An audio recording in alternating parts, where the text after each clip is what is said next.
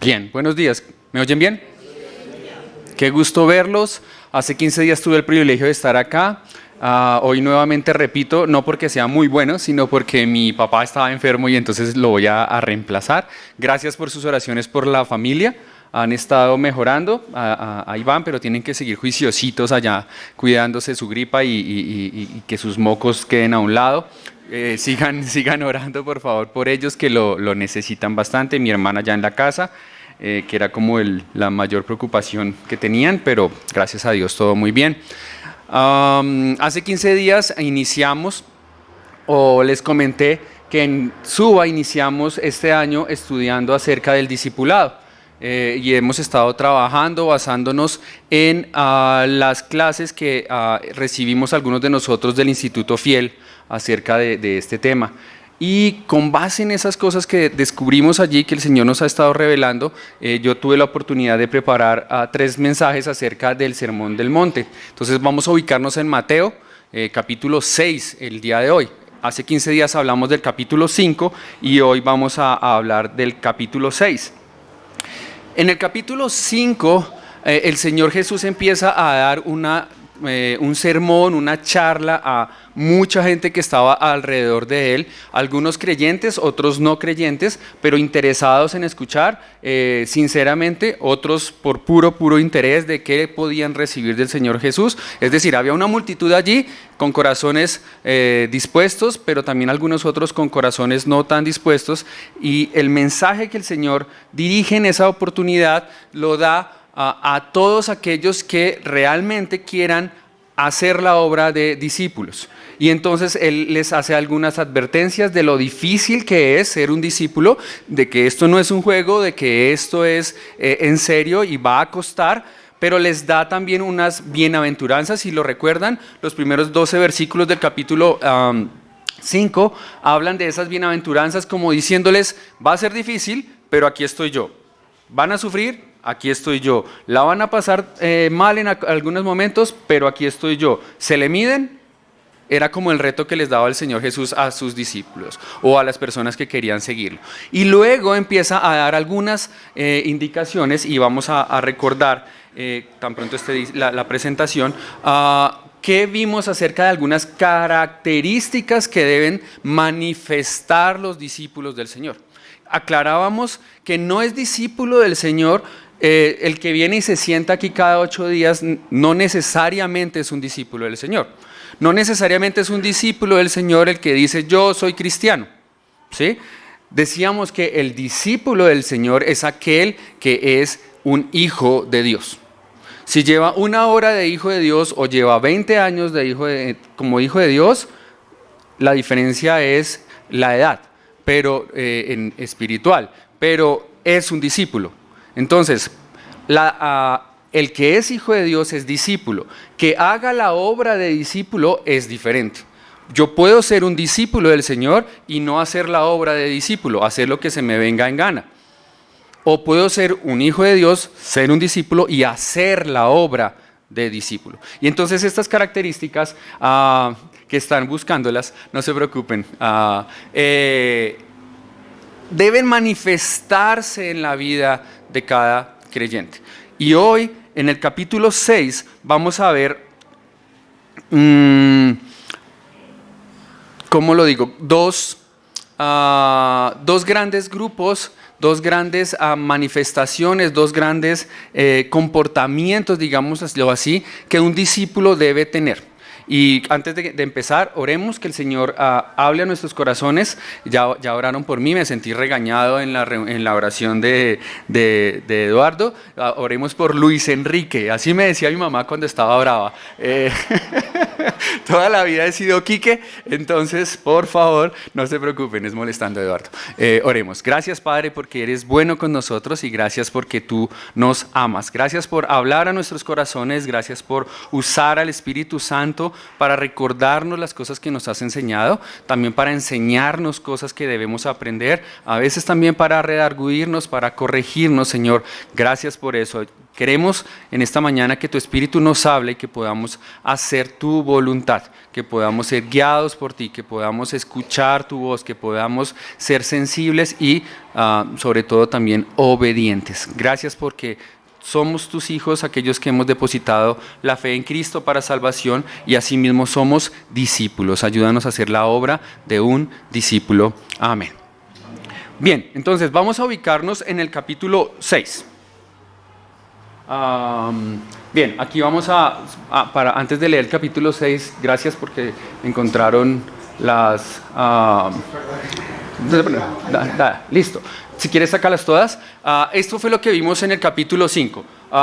Un discípulo debe llevar una vida de buen testimonio, un discípulo debe cumplir los mandatos del Señor, un discípulo debe tener una buena relación con las personas que le rodean, un discípulo debe manifestar santidad en su vida diaria, un discípulo también debe llevar una vida matrimonial ejemplar y un discípulo también debe ser íntegro con su palabra, lo que compromete lo hace, lo que dice lo hace y debe llevar un estándar de vida mayor al de las personas que no conocen del Señor. Estas fueron las conclusiones del capítulo 5. Vamos entonces ahora al capítulo 6. Si quieres me regalas el cosito. Muchas gracias. Y entonces tenemos una segunda sección en el Sermón del Monte, donde vamos a seguir viendo las características del discipulado. Y vamos a ver dos temas principales. El primero, versículos del 1 al 18, la actitud que un creyente, un hijo de Dios, un discípulo debe tener en cuanto a los actos piadosos que realiza. La relación o la actitud que debe tener un creyente, para los que toman nota, en cuanto a sus actos piadosos. Y la segunda parte está en los versículos 19 al 34, al final del capítulo, y vamos a ver la actitud del discípulo frente a los bienes materiales. Dos grandes temas, los actos piadosos y los bienes materiales. Bien, veamos la primera. Versículos del 1 al 18. ¿Qué espera el Señor del discípulo en cuanto a sus actos piadosos? Yo hago algunas preguntas y la idea es poder formular las respuestas en lo que vamos viendo. Les pido el favor que nos ubiquemos en el versículo 1 para pensar en el primer acto piadoso que nos nombra el Señor Jesús.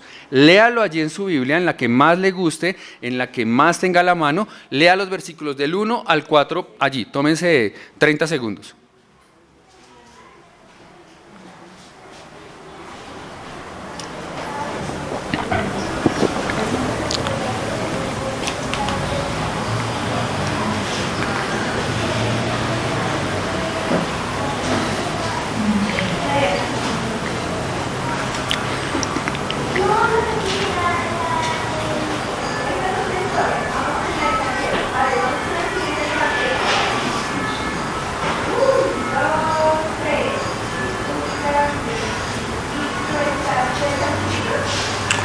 Bien, ¿cuál es el primer acto piadoso que nombra el Señor Jesús allí? El dar limosna, ¿cierto? Y entonces aclaremos dos ideas. Allí en la Reina Valera dice en el versículo 1, guardaos de hacer vuestra justicia delante de los hombres, para ser vistos de ellos. De otra manera no tendréis recompensa de vuestro Padre que está en los cielos. El hacer justicia, en la Nueva Traducción Viviente lo traducen como hacer buenas obras en público. Lo que el Señor Jesús está queriendo decir, cuando usted dé limosna, cuando usted sea caritativo, no lo haga a la luz de todo el mundo, chicaneando lo que está haciendo, ¿sí? Ufanándose de lo que hace, enorgulleciéndose y demostrándole a los demás cuán generoso es usted.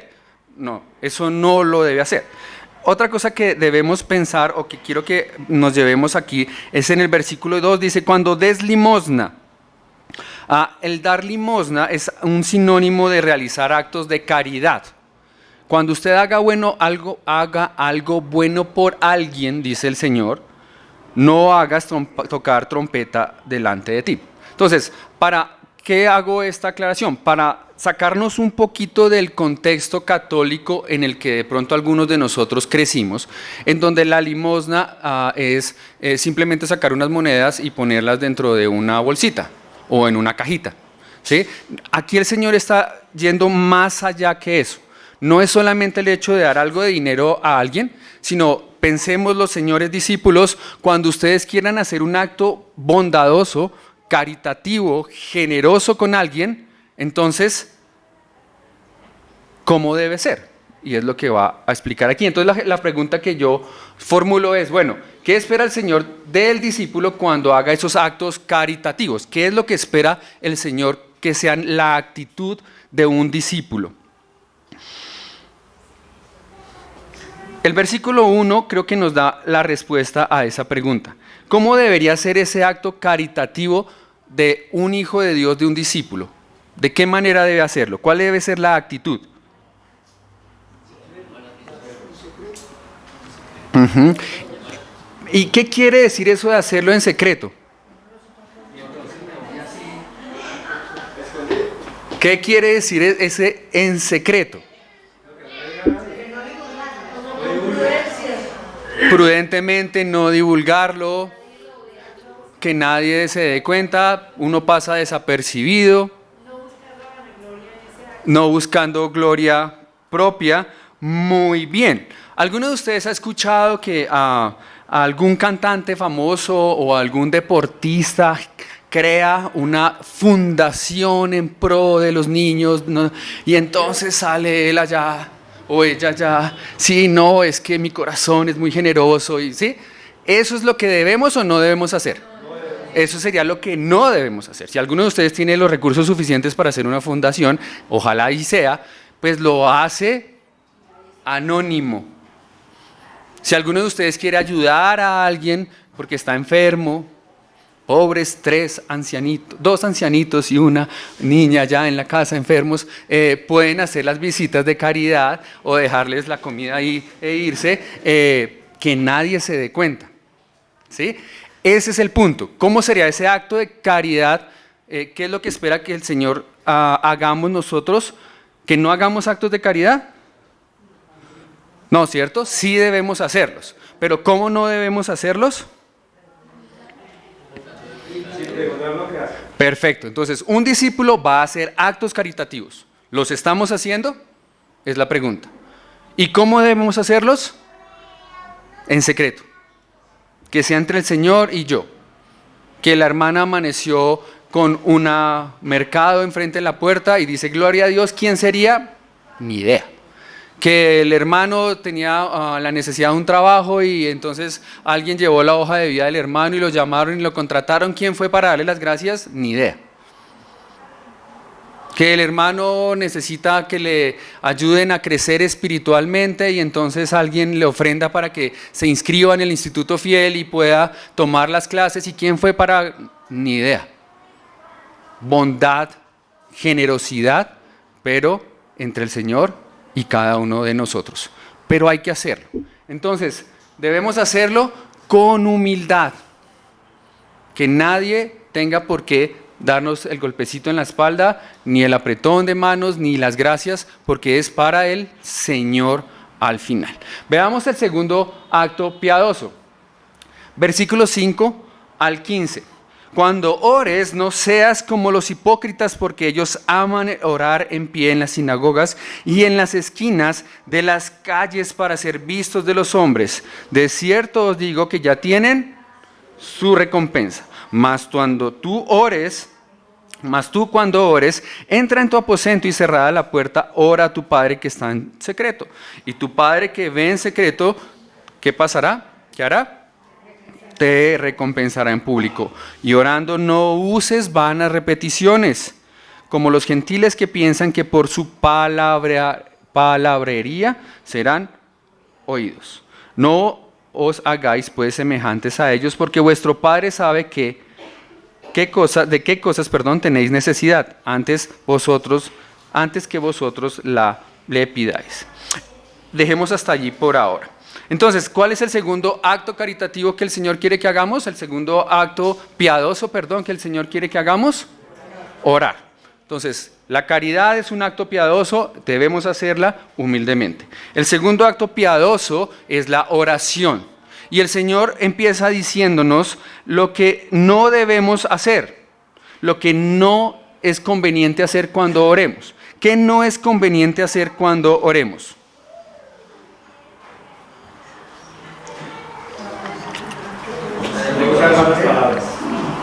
No usar palabras vanas, repetidas. O sea que sí deberíamos poner como atención. ¿Qué más no debemos hacer? Sí. Algunos se zafan unas oraciones, unas palabras que yo creo que ni ellos saben el significado, pero eso sí suena maravilloso, ¿no? Entonces, eso es lo que no deberíamos hacerlo. No hacerlo para también ver que los demás vean cómo oro de bonito, para que los demás piensen que yo soy demasiado espiritual, para que los demás digan, uy, este señor ya está en otro nivel, ¿sí? Eso es lo que no se debería hacer. Pero, ¿qué sí se debería hacer? Ok, una oración privada. ¿Qué más deberíamos hacer? Versículo 6 dice que entra en tu aposento y cerrada la puerta, ora a tu Padre que está en lo secreto, y tu Padre que está en lo secreto te recompensará en público. Entonces, lo que dice el hermano Mauricio, una oración privada entre Dios y nosotros. Versículos 7 y 8. ¿Cómo debería ser?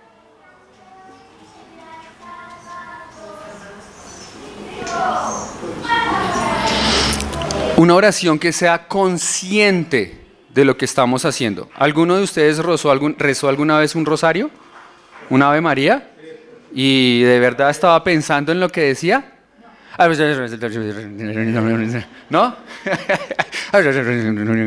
Y está una... Mira. ¿Sí? Es pensar realmente. Bueno, es que pienso que a veces como hijos de Dios y como creyentes también nos acostumbramos a orar sin sentido. Sí, es fácil decir, no, es que los católicos, pero cuando ustedes piensan en sus oraciones, sinceramente, no me lo contesten, pero piénsenlo sinceramente, ¿realmente sus oraciones las hacen con sentido? ¿Siempre? A veces no, ¿no? No sé por qué, y no quiero hablar mal de mi congregación, pero aprovechando que no están, se volvió costumbre que cuando terminan la oración dicen amén, amén y amén.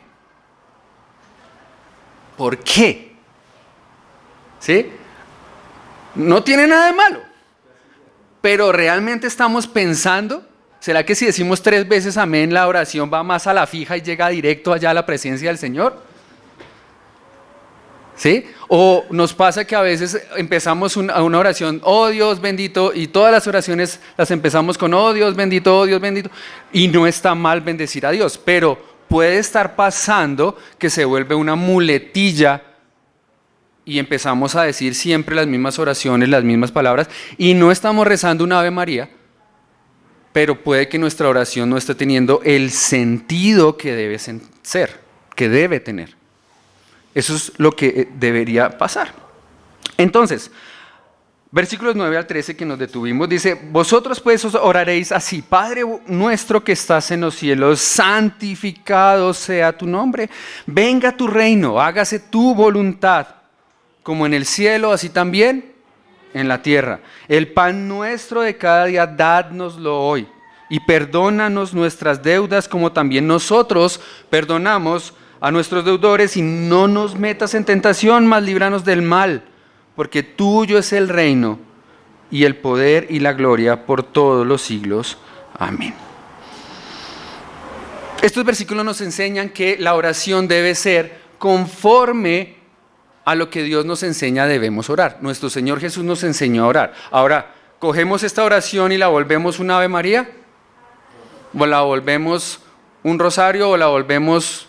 No, ese no era el propósito del Señor Jesús. Es decir, Él no dijo, repita después de mí y hágalo cuantas veces quiera. No, Él nos estaba dando una guía de las características que deben estar inmersas en una oración. Y entonces vemos, por ejemplo, debemos reconocer a quién oramos. Cuando ustedes oren, reconozcan a quién se están dirigiendo. Y por eso Él dice, Padre nuestro.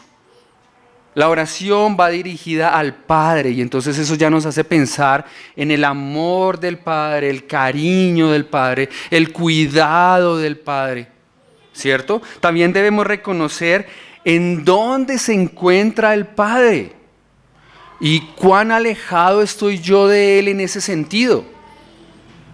¿En dónde está Él? Padre nuestro que estás en el cielo. Y eso me hace pensar en su santidad, en su poder, en su magnificencia. De allí que el papito como que no queda tan bien, porque es Padre, pero está en el cielo, muy diferente a mí, en santidad, en poder, en grandeza. También nos ayuda a pensar de que Él es el soberano en toda situación. Él es quien gobierna todo lo que hay. Por eso dice que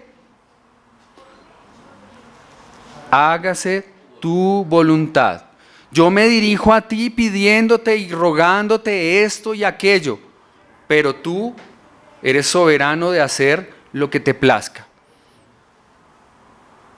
Y también debemos reconocer que Él es el proveedor de nuestras necesidades o para nuestras necesidades.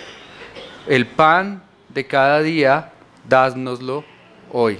Debemos reconocer también que somos imperfectos y por eso le pedimos, ¿qué sigue? Perdona nuestras ofensas. Reconocemos también que somos débiles y que solamente Él puede ayudarnos a no ceder a la tentación. No nos metas en tentación, dice. Y reconocemos también que Él es digno de ser alabado. Tuyo es el reino, el poder y la gloria. ¿Ven cómo este Padre nuestro nos da muchísimas razones para llevar una oración mucho más consciente, mucho más dedicada, centrada, y no solamente repetir, te pido por mi mamá, las oraciones de los chinos chiquitos, ¿no? Y gracias por este día, gracias porque tenemos alimento, gracias porque estamos bien, bendice a mi mamá, bendice a mi papá, amén. Vuelve a orar, gracias Dios por este día, gracias por mi mamá, mi papá, amén. Vuelve a orar, gracias Dios por... Y así a veces nos pasa a nosotros.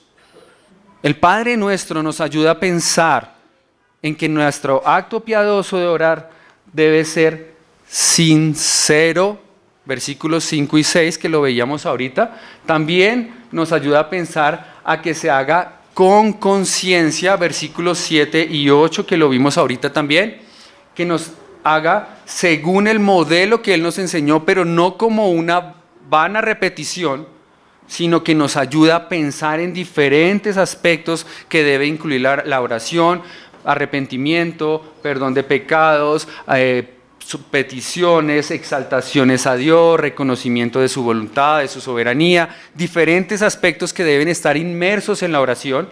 Y entonces, ¿qué espera el Señor en cuanto al segundo acto piadoso, que es la oración? También que sea sin obstáculos. Versículos 14 y 15 dice: porque si perdonáis a los hombres sus ofensas, os perdonará también a vosotros vuestro Padre Celestial. Mas si no perdonáis a los hombres sus ofensas, tampoco vuestro Padre os perdonará vuestras ofensas. No esperemos recibir atención del Señor cuando estamos en pecado al no perdonar a alguien que ha hecho algo contra mí. Entonces, ese acto piadoso de la oración también debe ser sin obstáculos.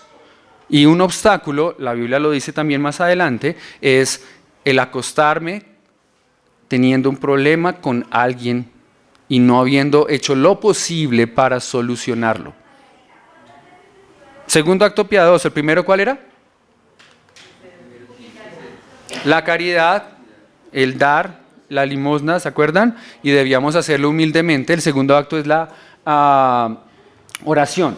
Veamos el tercer acto piadoso, versículos 16 al 18. Cuando ayunéis, no seáis austeros como los hipócritas, porque ellos demudan sus rostros para mostrar a los hombres que ayunan.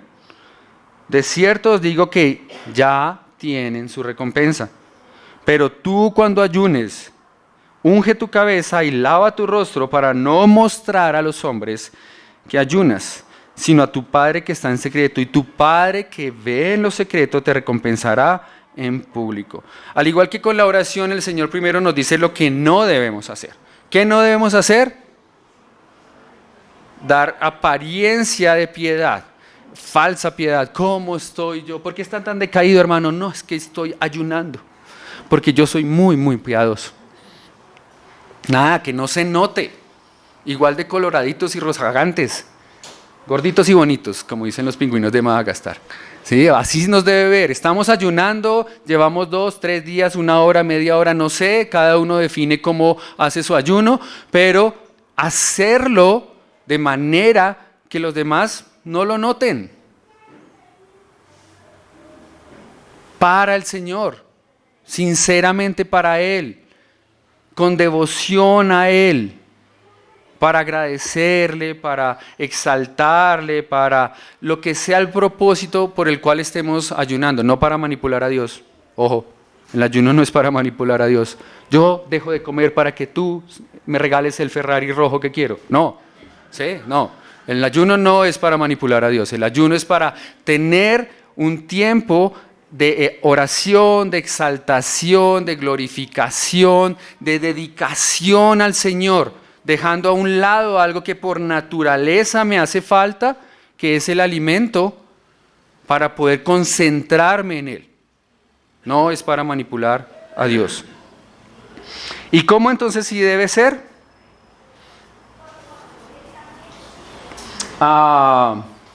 En intimidad. Ayunemos Él y yo. Nadie más debe saber.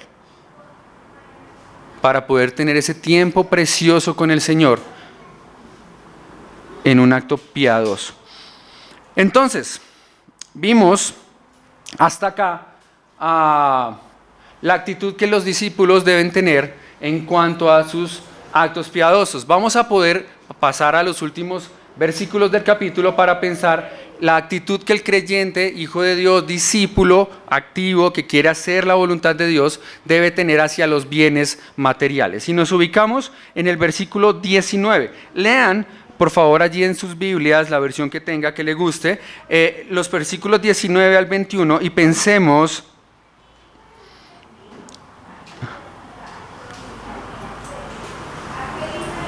¿qué relación debo tener yo como hijo de Dios en cuanto a los bienes materiales con base en esos 3 versículos?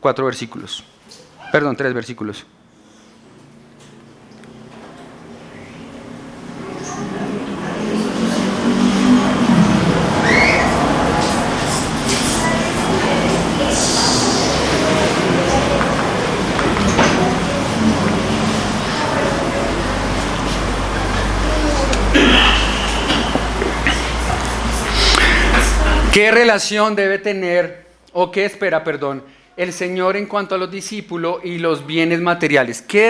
¿Cuál debe ser mi punto de vista, mi comportarme, mi actuar, si soy un hijo de Dios, frente a los bienes materiales? Y la historia nos ha mostrado varias teorías. Algunos dijeron no hay que tener nada y vivían con lo que tenían puesto, descalzos, mendigando, porque no hay que tener nada. Otros dijeron, o es más común hoy en día de pronto, yo soy hijo de Dios y como hijo de Dios soy hijo del rey y entonces todo debe ser mío. ¿Cuál será la relación que debe tener un hijo de Dios con los bienes materiales? Porque vivimos entre bienes materiales, ¿o no? Esta mañana que yo estaba allá y decía, venga, esta baldosa tuve que comprarla, o se compró, no sale de la nada. El espejo del baño también se compró, la mesa del comedor. Todo es bienes materiales, ¿no? Todos estamos rodeados de bienes materiales. Entonces, sería bueno preguntarme cuál debe ser mi relación como hijo de Dios, como discípulo que quiere hacer la voluntad de Dios frente a todos los bienes materiales. No os hagáis tesoros en la tierra, dice el versículo, 19. Donde la polilla y el orín corrompen y donde los ladrones minan y hurtan, sino haceos tesoros en el cielo, donde ni la polilla ni el orín corrompen y donde ladrones no minan ni hurtan. Porque donde esté vuestro tesoro, allí estará también vuestro corazón. Y creo que ese versículo 21 nos da la guía de la primera conclusión a la que yo llego en estos versículos 19 al 34. El versículo 21 nos dice, donde esté vuestro tesoro, allí estará también vuestro corazón. El tesoro de un creyente, de alguien que quiere hacer la obra de discípulo, debe estar ¿en dónde? ¿Vale? Entonces, por eso dice, no se hagan tesoros aquí en la tierra, donde todo es pasajero. Ninguno de nosotros se va a morir llevándose la casa, el carro, la carrera, el posgrado, el diplomado, nada, ni la ropa que tiene puesta. Entonces, ahí me da una luz de lo que debe ser mi relación con las cosas materiales. Mi tesoro, mi esfuerzo, mi dedicación no debe estar concentrada en conseguir cosas que no van a durar para la eternidad. Y es complejo, pero Job lo entendió claramente. Job dijo en Job 1:21, desnudo nací del vientre de mi madre y desnudo volveré allá. Él la tenía clara y era uno de los hombres más ricos sobre la tierra. Nada de lo que yo tengo, de lo que tú tengas, te lo vas a llevar al cielo. Entonces, ¿por qué esforzarnos y matarnos y desgastarnos y perder tiempo valioso con nuestros hijos, con nuestra esposa, con la iglesia o para hacer la obra del Señor para conseguir algo material? ¿Por qué dejar de venir a congregarse un domingo por ir a trabajar? Es que Dios no tendrá el poder para suplir tu necesidad si tú pones la mirada en Él. ¿No? ¿Le quedará grande a Dios hacerlo? Tu tesoro o está aquí en la tierra, tras un carro, tras una casa, tras una universidad, tras darle un mejor futuro a mis hijos, o está en el cielo. Y dedicas tu esfuerzo, tu compromiso, tus recursos para la obra del Señor. Entonces, los tesoros deben estar en el cielo. Hago tesoro en el cielo cuando paso tiempo con mis hijos. Hago tesoro en el cielo cuando sirvo en la iglesia. Hago tesoro en el cielo cuando visito a los hermanos que tienen necesidad. Hago tesoro en el cielo cuando saco tiempo para estudiar la palabra de Dios.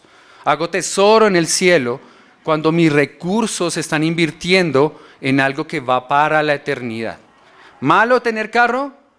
No. ¿Malo tener casa? No necesariamente.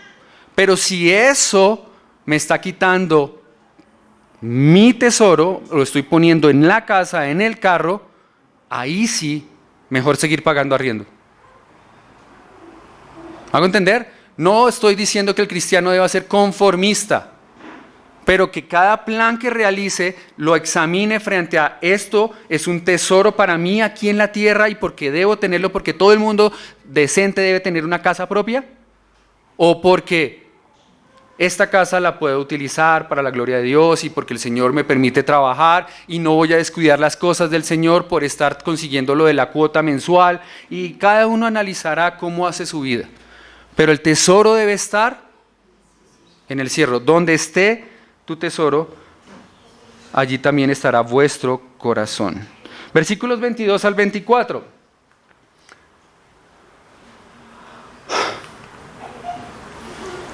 Lámpara del cuerpo es el ojo, así que si tu ojo es bueno, todo tu cuerpo estará lleno de luz, pero si tu ojo es maligno, todo tu cuerpo estará en tinieblas. Así que si la luz que está en ti, la luz que en ti hay es tinieblas, ¿cuánto no serán las mismas tinieblas? Entonces, este versículo no tiene que ver con la lujuria o la lascivia o esos temas que ya el Señor los tocó en el capítulo anterior. Este versículo tiene que ver es, ¿qué tanto codicias de los que hay en los bienes materiales? ¿Por qué te desvelas? ¿Por qué te desvives? ¿Por algo material? Yo hace rato estoy que le doy vueltas y le doy vueltas y le doy vueltas y yo quiero una camioneta y la quiero bien grande. Y ayer las miraba y yo decía, yo quiero una de esas. Eso me está quitando el tiempo del Señor. Mi mirada está haciendo que mi cuerpo esté lleno de luz o me está llenando de tinieblas. Su mirada, la mirada del discípulo, no se corrompe por la codicia. Hay cosas que podemos querer y chévere si podemos tener la camioneta. Pero ¿y si no?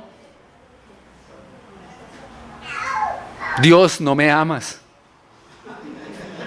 No me das la camioneta que me merezco. No me merezco nada, me merezco el infierno. Pero esa corriente hoy es muy famosa entre las iglesias cristianas. Decláralo, reclámalo, písalo, proclámalo. Eres hijo de Dios, te lo mereces. Tú no debes estar enfermo. Tú debes tener ese carro. Tú debes tener ese trabajo. Tú debes, es tuyo. Perdón. Merecemos el infierno. Gracias a Dios que nos ha salvado por la misericordia que ha tenido sobre nosotros. Y entonces mi mirada, ¿dónde debe estar? En la cruz de Cristo. ¿Qué hago, Señor, para hacer tu voluntad? Esta camioneta grande y bonita me servirá para hacer tu voluntad. Si no me sirve para hacer tu voluntad, aléjala de mí. Si me sirve para hacer tu voluntad, bienvenida sea. La mirada.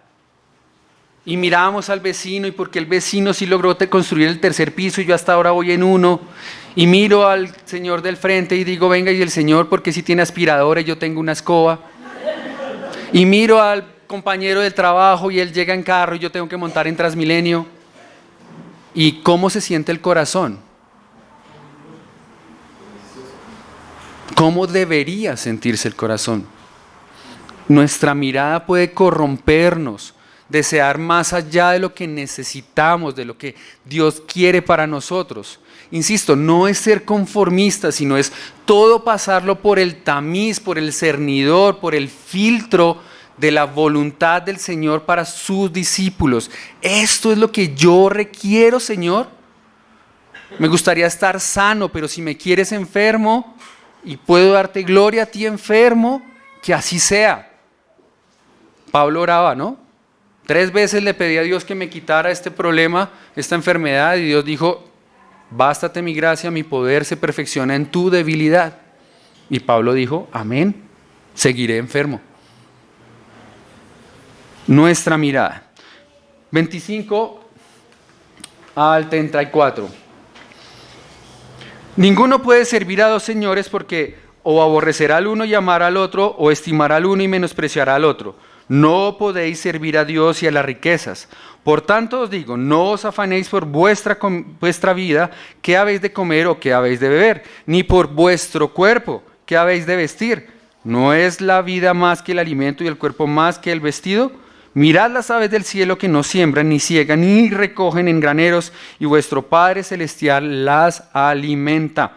¿No valéis vosotros mucho más que ellas? ¿Y quién de vosotros podrá, por mucho que se afane, añadir a su estatura un codo? Y por el vestido, ¿por qué os afanáis? Considerad los lirios del campo, cómo crecen, no trabajan ni hilan. Pero os digo que ni aun Salomón, con toda su gloria, se vistió así como uno de ellos. Y así, y si la hierba del campo que hoy es y mañana se echa en el horno, Dios la viste así, no hará mucho más a vosotros, hombres de poca fe.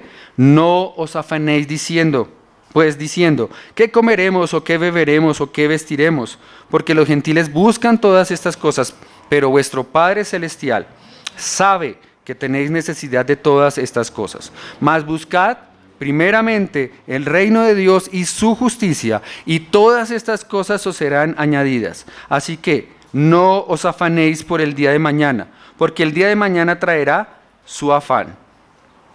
Basta a cada día su propio mal.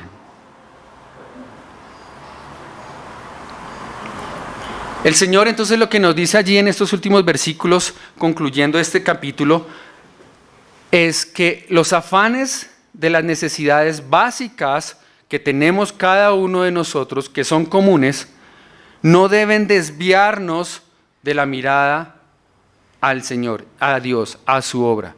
Él sabe que tenemos necesidades, Él sabe que todos comemos, Él sabe que todos debemos vestirnos, Él sabe que necesitamos para pagar el arriendo, Él sabe que necesitamos lo que necesitamos. Y entonces nuestra fe se va a medir en la medida en que podamos confiar en Él para que supla esas necesidades y dedicarnos a hacer lo que Él nos pide que hagamos. No me malinterpreten, porque la Biblia también dice que el que no trabaje, que no coma. No estoy diciendo entonces que el cristiano, listo, Señor, manténgame, aquí estoy, yo me dejo mantener. ¿Sí? No. El Señor le dijo a Adán que con sudor ganaría el salario. ¿Perdón? Con sudor desde el frente, sí. Sí. Uy, buena teoría. Hay que esforzarse y hay que hacerlo responsablemente. Los que tenemos trabajo debemos ser buenos empleados, respetando los horarios, no malgastando los recursos, haciendo lo que nos piden que hagamos a la hora que lo hagamos. Capítulo anterior, el testimonio nuestro, debemos ser el empleado del mes, debe estar nuestra foto pegada en la pared. Pero que eso, hermano, es que usted sabe, no puedo venir a trabajar el domingo porque tengo que trabajar. Piso callos, me meto en cosas, habrá diferente. Pregúntenle a los ancianos qué opinan. A mí, yo solo vengo a contarles lo que veo en la Biblia. Yo creo que ya cancelado. El punto es ese, es si Dios sabe que yo necesito comida, el Señor sabe que yo necesito vestido, y Él me promete que me lo va a dar. Confío en Él y me dedico a hacer lo que Él me está pidiendo. O Señor, te voy a echar una mano porque es que lo que pasa es que a ti te gusta la ropa del Only, pero a mí me gusta la ropa del H&M. Entonces, como ahí hay una diferencia, pues voy a esforzarme para conseguir la ropita, ¿sí? El Señor dijo que nos va a mantener, pero no todo va a ser marca alpina o no todo va a ser, sí, de uno también, uno come y vive, ¿sí? ¿Dónde está la mirada? ¿Dónde está el esfuerzo? Esa es la relación que yo como discípulo debo tener con las cosas materiales. Entonces, resumiendo, 1 al 18, mis actos piadosos. ¿Cuáles fueron los actos piadosos que vimos? Oración, hacer caridad y el ayuno. Y la relación del discípulo, actos caritativos deben ser humildes, las oraciones deben ser sinceras, siguiendo el modelo y sin resentimientos, y el ayuno debe ser íntimo. Y en cuanto a los bienes materiales, los tesoros deben estar en el cielo, la mirada, pilas, no codiciemos y busquemos lo que es verdaderamente importante. Buscad primeramente el reino de Dios y su justicia, y las demás cosas, la camioneta, os serán añadidas. No, eso no incluye todas las cosas que yo quiera. Eso incluye lo anterior que él mencionó. ¿Qué fue lo anterior que él mencionó? Comida y vestido. Todas las cosas, paréntesis, comida y vestido, os serán entregadas. Los lujos, no necesariamente. Puede que sí, puede que no, pero si los tenemos para la gloria de Dios, si no los tenemos, le damos gloria a Dios. Mis hermanos, eso era lo que quería compartirles en cuanto al Sermón del Monte, capítulo 7.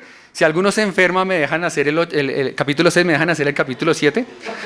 Pues, para terminar, para que no quede incompleto. No, mentiras, el Señor les bendiga y que podamos aprender de su palabra y sobre todo hacer obra de discípulos, que es lo que el Señor quiere que hagamos aquellos que somos sus hijos. Si estás aquí y no eres hijo de Dios, tienes la oportunidad de llegar a ser hijo de Dios, llegar a ser útil en el reino de Dios, llegar a tener vida eterna, por los méritos de nuestro Señor Jesucristo, a quien vamos a recordar en unos minutos tomando la cena. Alabado seas, Señor, por tu palabra, bendito seas porque quieres que hagamos cosas para ti. Ayúdanos a tener una vida piadosa, digna de ti, unas oraciones que te exalten, que te honren, que estén enfocadas, que podamos ser generosos, caritativos con los demás, sin que lleguemos a creernos demasiado buenos. Permítanos también ayunar de manera que podamos tener intimidad contigo, aprovechar tiempo para darte gloria y honra.